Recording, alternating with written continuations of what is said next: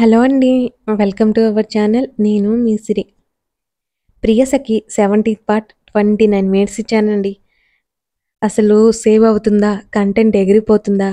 Edit చేస్తుంటే భయపడి చచ్చాను నిజంగానే. బట్ లక్కీగా మొత్తం కంటెంట్ సేవ్ అయింది. అలా రోజు ట్రై చేయాలంటే నిజంగా నాకు చాలా భయమేస్తుంది. బట్ 20 మినిట్స్ ఉండేలా ఖచ్చితంగా చూసుకుంటాను. ఓకేనా? ఇక కథలోకి వెళ్ళిపోదాం.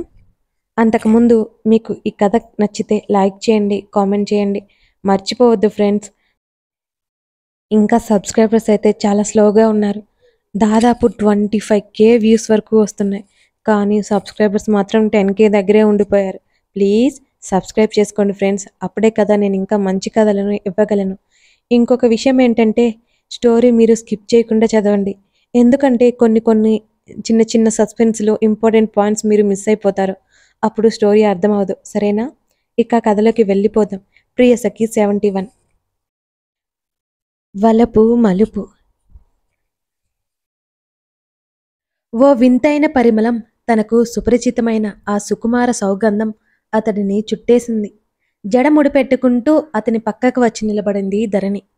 ఏమైంది? ఇక్కడ ఉన్నారు అని అడిగింది అతడిని అయోమయంగా చూస్తూ. కాల్. ఫోన్ పైకి ఎత్తి చూపించాడు.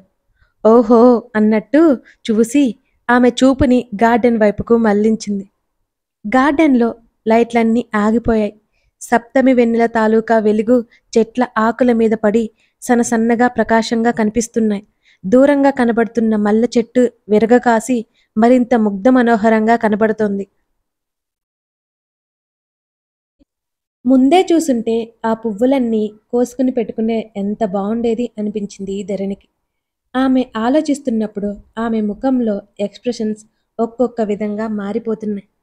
ఆమె పెదవులు బిగించి దీర్ఘంగా చూస్తున్న వైపు చూశాడు అతను. అక్కడ ఏం కనబడలేదు అతనికి. ఆమె నడుము చుట్టూ చెయ్యి వేసి అతనికి అతుక్కునేలా లాగాడు. ఆలోచనలో ఉన్న ధరణి ఉలిక్కిపడి అంతలోనే తేరుకుని కళ్ళు తిప్పి అతడి వైపు చూసింది.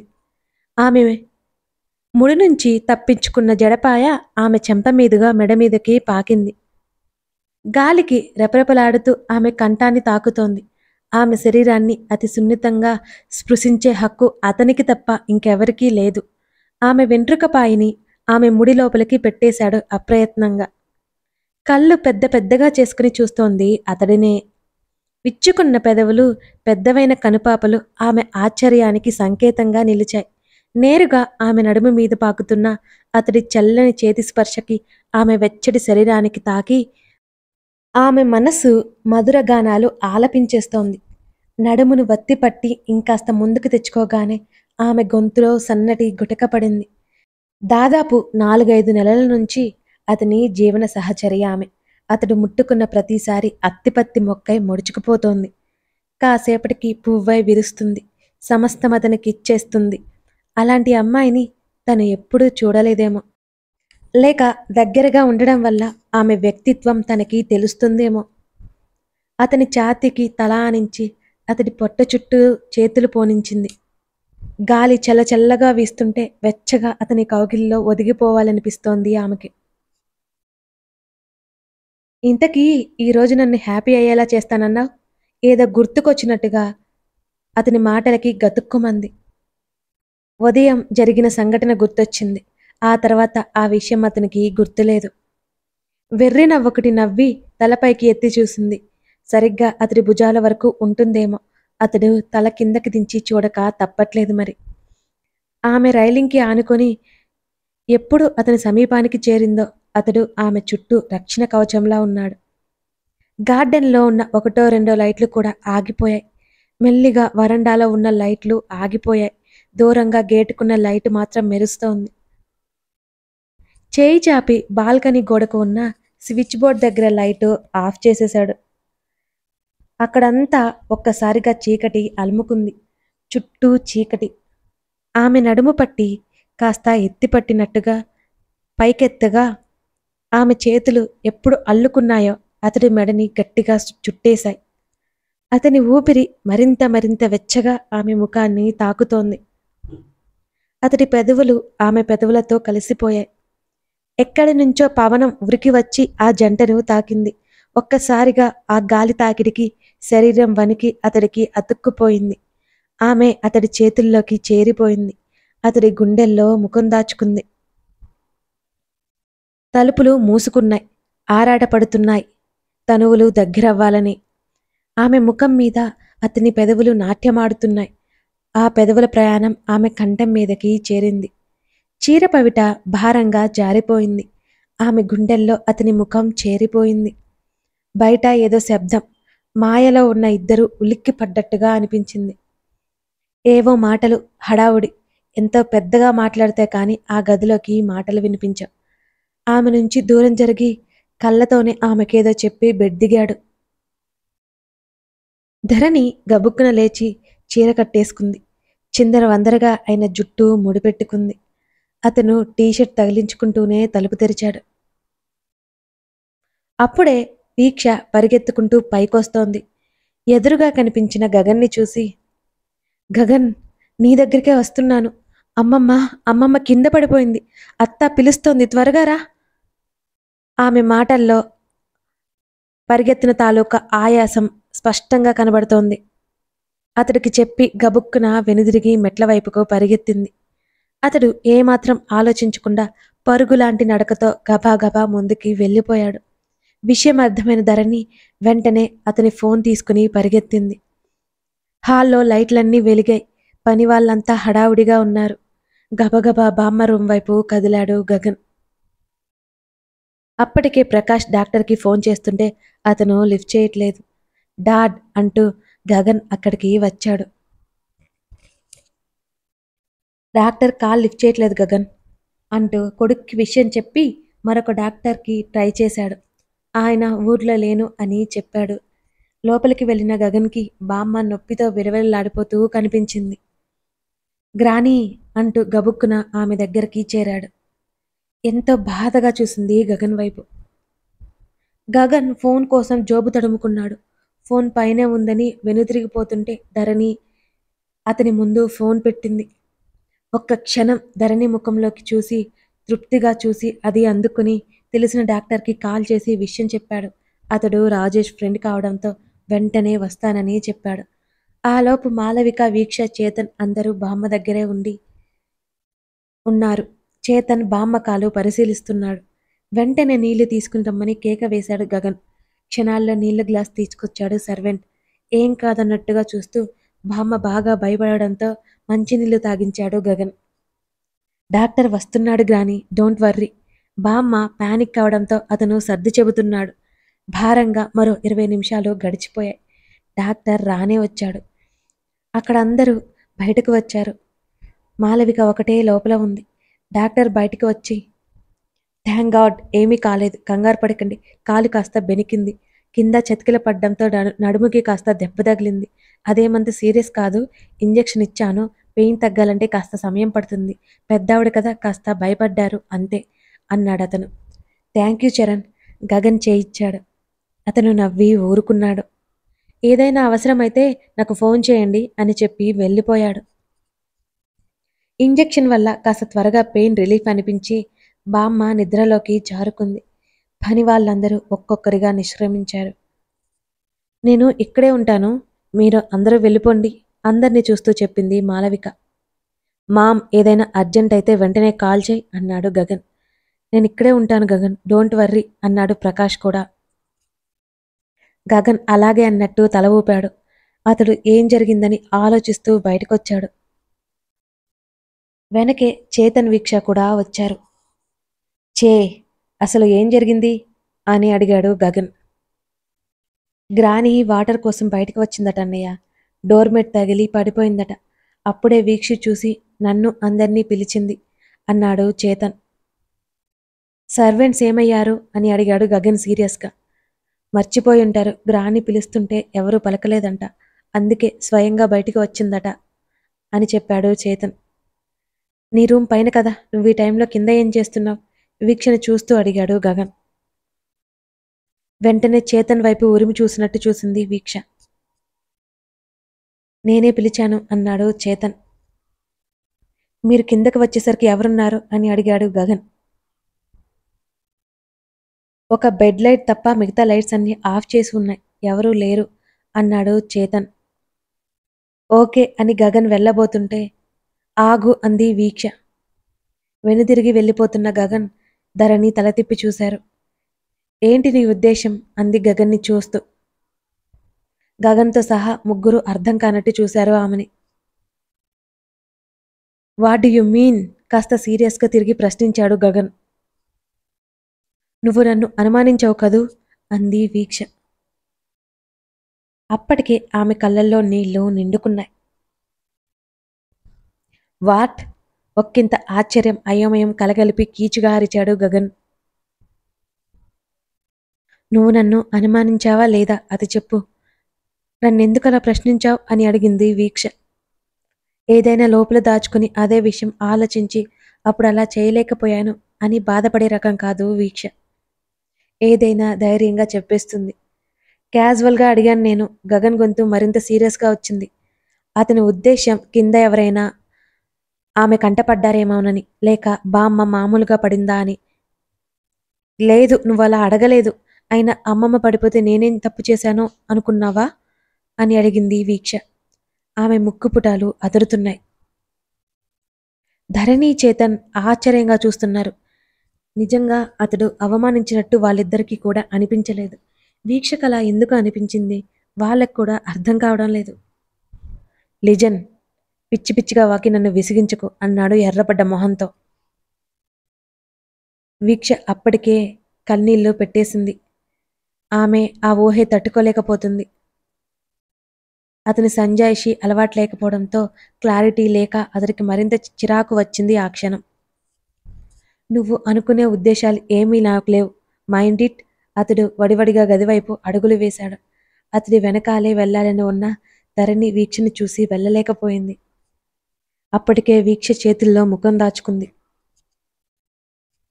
వీక్ష అంటూ ఆమె చేతిని పట్టుకుని వీక్ష తలని దగ్గరికి తీసుకుంది ధరణి. ధరణి చుట్టూ చేతిని వేసి ఏడుస్తోంది వీక్ష. ఆమెను దగ్గరికి తీసుకోవాలని, ఓదార్చాలని అనిపిస్తున్నా ఆ చనువు ఆమె ఇవ్వలేదు చేతన్కి. మౌనంగా అక్కడే నిలబడి ఉన్నాడు. కాసేపటి తర్వాత వీక్ష చేతిని పట్టుకొని సోఫా దగ్గరికి తీసుకెళ్లి కూర్చోబెట్టింది. పక్కనే కూర్చుంది ధరణి. చేతన్ మంచినీళ్లు తెచ్చి ఇచ్చాడు. వీక్ష వద్దని చేతితో నెట్టేసి మౌనంగా కూర్చుంది. వాళ్ళకి కాస్త దూరంగా గోడకి ఆనుకొని నిలబడి ఉన్నాడు చేతన్.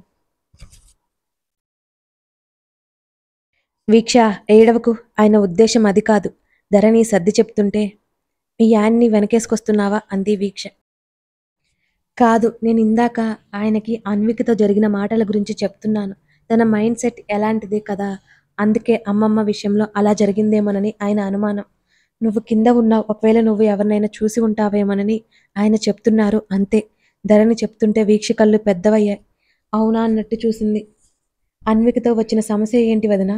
అర్థం కానట్టు చూస్తూ పక్క సోఫాలో కూర్చున్నాడు చేతన్. ధరణి తనకు తెలిసింది సూచాయిగా చెప్పింది. చెక్కుతుడైపోయినట్టు చూశాడు చేతన్. ఆ అమ్మాయి ఇంత శాడిస్టా? ఆ మాటల్లో స్పష్టంగా ఆశ్చర్యం కనబడుతోంది ఇద్దరికి. అవును, కానీ నువ్వలా ఆగు అని చేతన్ని కసిరినట్టు చూసి, నువ్వు చెప్పేది నిజమా ధరణి? మరి నాకేంటి నన్నే అన్నట్టు అనిపించింది. క్లారిటీ కోసం ధరణి వైపు చూసింది వీక్ష. అవును, నిజంగా ఆయన మామూలుగానే అడిగారు. చేతన్, నీకు కూడా అలాగే అనిపించిందా అంటూ చేతన్ వైపు చూస్తూ అడిగింది ధరణి. వెంటనే వీక్ష లోపల ఉన్న ఆవేశం పొంగి బయటకొచ్చింది. గబుక్కున చేతన్ వైపుకు తిరిగి, అసలు మొత్తం నీ వల్ల జరిగింది. నా పాటికి నేను రూమ్లో ఉంటే నిద్రపోయేదాన్ని. నన్ను విసిగించి కిందకి రప్పించావు. గయ్యీన లేచింది వీక్ష. ధరణి ఆ మాట వింటుంటే చేతన్ ఇబ్బందిగా మొహం పెట్టి చూశాడు. ధరణి కల్పించుకొని, నువ్వలా రాబట్టే కదా అమ్మమ్మ జాగ్రత్తగా ఉంది. వీక్ష ముఖంలోకి చూస్తూ అంది ధరణి. వదినా, నువ్వు చెప్పింది ముమ్మాటికి నిజం. ఏ రోజైనా పాజిటివ్గా ఆలోచించిన ముఖమేనా అది? కాస్త మా వదినని చూసి నేర్చుకో అన్నాడు రొసరొసమంటూ. నువ్వు కాస్త ఆపుతావా? వీక్షలో కోపం ఇంకా తగ్గనే లేదు. చేతన్ ముఖం తిప్పుకున్నాడు. వెంటనే వీక్ష ధరణి వైపు తిరిగి, ధరణి, నువ్వు మీ ఆయన వెనకాల వెళ్లకుండా ఇక్కడ నాతోనే ఉన్నావేంటి అని అడిగింది వీక్ష. నువ్వు బాధపడుతున్నావు కదా అందుకనే, లేకపోతే మీ ఆయన్ని వెనకేసుకురావడానికా? ప్రశ్నించింది వీక్ష. నువ్వు జన్మలో మారవులే, అన్ని విరుద్ధపు మాటలే అన్నాడు చేతన్. అతని వైపు చూడగానే అతను ఎటో చూస్తున్నట్టు తల తిప్పేసుకున్నాడు. నిజం చెప్పనా? ధరణి మాటలకు చెప్పు అన్నట్టు చూసింది వీక్ష. నువ్వు బాధపడుతున్నావు కదా, నిన్ను వదిలేసి నాకు వెళ్ళాలి అనిపించలేదు. అంతేకాకుండా నీ మనసులో ఉన్న సందేహాలు కూడా తీర్చాలి అంది ధరణి చిరునవ్వుతో. వీక్ష మౌనంగా చూస్తోంది. మా అన్నయ్య ఎవరిని ఊరికే ఏమీ అనడు. ఇప్పటికైనా తమరి బుర్రలో లైట్ వెలిగిందా? చేతన్ గొంతులో వెటకారం స్పష్టంగా తెలుస్తోంది వీక్షకి. అతన్ని ఏదో అనేలోపు వీక్ష చేతిని పట్టుకుని ఆపేసింది ధరణి. వీక్ష, ఇప్పటికైనా నీ మనసు తేలికైందా? ధరణి ఆదుర్దాగా వీక్ష ముఖంలోకి చూసింది. వీక్షలో అంతర్మదనం మొదలైంది. అనవసరంగా గగన్ని తిట్టేశాను అని కోపం. అతనిని ఎప్పుడూ ఒక మాట కూడా అనలేదు. అతను కూడా తనని ఎప్పుడూ ఏమీ అనలేదు. వీక్షలో పశ్చాత్తాపం మొదలైంది. 2 చేతులు చెంపలకి ఆనించుకుని తలదించుకుంది. అయినా ఏమీ అనుకోరులే. వీక్ష మనసులో ఏముందో అర్థమైనట్టు సర్ది చెప్పింది ధరణి. నాకు ఒక్కసారి ఏమవుతుందో తెలియట్లేదు, నాకే తెలియట్లేదు తల పట్టుకుంది వీక్ష. దాన్ని తిక్క అంటారు అన్నాడు చేతన్. వీక్ష చేతన్ని ఏమీ అనలేదు. గగన్ని తను బాధ పెట్టిందా అదే ఆలోచిస్తోంది. అంతగా చించడం ఎందుకు? రేపు ఒకసారి చెప్పే అయిపోతుంది. చేతన్ అనగానే తల ఎత్తి అతని వైపు చూసింది. నీకు ఇలాంటి అలవాటు లేదనుకో, కానీ పొరపాటు నీదే కాబట్టి తప్పదు, లేకపోతే లేదు, అంతేకాని అలా చూడకు అన్నాడు భయపడుతున్నట్టు నటిస్తూ. నువ్వు చెప్పింది నిజమే, రేపు సారీ చెప్తాను. వీక్ష అంత పాజిటివ్గా ఉండడంతో ధరణి చేతన్ కుదుటపడ్డారు. వదినా, నువ్వు ఇక వెళ్ళు. అన్నయ్య ఎలా ఉన్నాడో ఏంటో, నాకు తెలుసు ఖచ్చితంగా కోపంగా ఉండి ఉంటాడు అన్నాడు చేతన్. ధరణి చిన్నగా నవ్వి, అలా ఏమీ ఉండరు. వీక్ష, నువ్వు కూడా రా, ఆలస్యమైంది, నిద్రపోదువు అంది ధరణి. వీక్ష సరే అనేలోపు, తను వస్తుందిలే వదిన, నువ్వు వెళ్ళు అన్నాడు చేతన్ నవ్వుతూ. ధరణి నవ్వి పైకి లేచి అక్కడి నుంచి వెళ్ళిపోయింది. చేతన్ వైపు కొట్టేలా చూసింది వీక్ష. రాత్రి భోజనాలయ్యాక గదిలోకి వెళ్ళింది శ్రేష్ఠ. సృజన్ కనిపించలేదు. బాల్కనీలో ఉన్నాడు అని అర్థమైంది. సృజన్ అతడి భుజం మీద చెయ్యి వేసి పిలిచింది. ఆలోచనల నుంచి ఒక్కసారిగా బయటపడ్డాడు సృజన్. ఏమైంది? అతడి నడుము చుట్టూ 2 చేతులు వేసి అతడినే చూస్తోంది తల ఎత్తి. ఏం లేదు అన్నాడు అతను. గుడిలో జరిగిన దారి గురించి ఆలోచిస్తున్నావా? 2 నిమిషాల తర్వాత అడిగింది శ్రేష్ఠ. అదేం లేదు అనను, కానీ ధరణి గురించి వాళ్ళకి తెలుసో లేదో గగన్ చెప్తాడు అనుకో, ఇక మన ఇంటికి కూడా పంపించరేమో, నాతో స్నేహం వద్దు అంటారేమో అన్నాడు సృజన్. అతని ముఖంలో, అతని మాటల్లో ధరణి పట్ల అభిమానం, ప్రేమ కనబడుతోంది స్పష్టంగా. సృజన్, ఒకటి చెప్పనా? అలా అనుకునే వాళ్ళైతే విషయం తెలిసినప్పుడే ఇక్కడికి రాకుండా ఆపేవాళ్ళు కదా. సీనియర్ సార్ ఏమాత్రం ధరణిని రిస్ట్రిక్ట్ చేయలేదు కదా. ఆలోచించమన్నట్టు చూసింది శ్రేష్ఠ. అది నిజమే అనిపించింది సృజన్కి కూడా. కానీ ఎందుకో దిగులుగా ఉంది అన్నాడు సృజన్. ఏం కాదు, రేపు మనం ధరణితో ఒకసారి మాట్లాడదాం, సరేనా అంది శ్రేష్ఠ. సృజన్ తలాడించాడు. అయినా సృజన్, నీకు నా మీద ప్రేమ తగ్గిపోయిందిలే అంది శ్రేష్ఠ. ఆమె మాట దిగులుగా ఉంది. ఎందుకలా అనిపిస్తుంది నీకు? లేకపోతే మా మమ్మీ డాడీ కూడా వెళ్ళిపోయారు. ఇదేమో కొత్త ఇల్లు, నువ్వేమో కొత్త మొగుడివి. నేను బాధపడనా? నన్ను ఓదార్చవా నువ్వు అని అడిగింది రాణి కన్నీళ్లు తుడుచుకుంటూ. సృజన్ వస్తున్న నవ్వుని బలవంతంగా ఆపుకుంటూ, కొత్త మొగుడు పాత మొగుడు కూడా ఉంటారా అడిగాడు ఆమె భుజాలు పట్టి తన వైపుకు తిప్పుకుంటూ. మరి మన పెళ్ళయి ఎన్ని రోజులవుతుంది చెప్పు అని ముఖాన్ని కోపంగా పెట్టుకుని అడిగింది శ్రేష్ఠ. ఓహో, అలా అంటావా? ఓదార్చుతానులే ఆమెని దగ్గరికి లాక్కున్నాడు. ఏంటి ఇలానా? అతని కౌగిలిలో ఇరుక్కుపోయి కంగారుగా చూసింది. అవును, మరి ఇలాగే. ఏం నీకు నచ్చలేదా అని అడిగాడు చిలిపిగా చూస్తూ. శ్రేష్ఠ గింజుకుంది. సృజన్ వదల్లేదు. అబ్బా ప్లీజ్ వదులు. ఆమె గొంతు సన్నగా వణికింది. వదలను, నువ్వే కదా పట్టించుకోలేదని. ఓదార్చలేదని అంటున్నావు అన్నాడు సృజన్. నేను అన్నది ఇలా కాదు. నాకు నిద్ర వస్తుంది భయంతో గుటకలు వేస్తూ అంది శ్రేష్ఠ. నిద్ర రాకుండా నేను చేస్తానులే సృజన్ ఆమె చెవి దగ్గర గుసగుసగా అన్నాడు. అతని చొక్కా కాలర్ పట్టుకుంది భయంగా. ఆమె చెంప చివరన ముద్దాడగా ఆమె శరీరం ఒక్కసారిగా కంపించిపోయింది. కళ్ళు మూసేసుకుంది. ఆమె మెడవంపులో ముఖం దాచుకుని ఉండిపోయాడు. కాసేపటి తర్వాత ఆమె ముఖం వంక చూశాడు. ఇంకా కళ్ళు తెరవలేదు. ఆమె పెదవులు సన్నగా వణికిపోతున్నాయి. ఆమె నుదుటిన ముద్దు పెట్టుకుని దూరం జరిగాడు. ఊపిరి పీల్చుకుని కళ్ళు ఎత్తి చూసింది. నిద్రొస్తుంది పద ఆమెతో లోపలికి నడిచాడు. ఆమెను తన ఛాతీ మీద పడుకోబెట్టుకున్నాడు. కలతలన్నీ వీడి నిశ్చింతగా నిద్రలోకి జరుకుంది శ్రేష్ఠ. ఆమెకి కాస్త టైం ఇవ్వాలని అనిపించింది సృజన్కి. ఆమెలో జరిగిన సంఘటన తాలూకా భయం ఇంకా పోలేదని అతనికి స్పష్టంగా అర్థమవుతోంది. కథ కొనసాగుతోంది. మరిన్ని కథలకై మన ఛానల్ని సబ్స్క్రైబ్ చేసుకోండి ఫ్రెండ్స్. Thank you.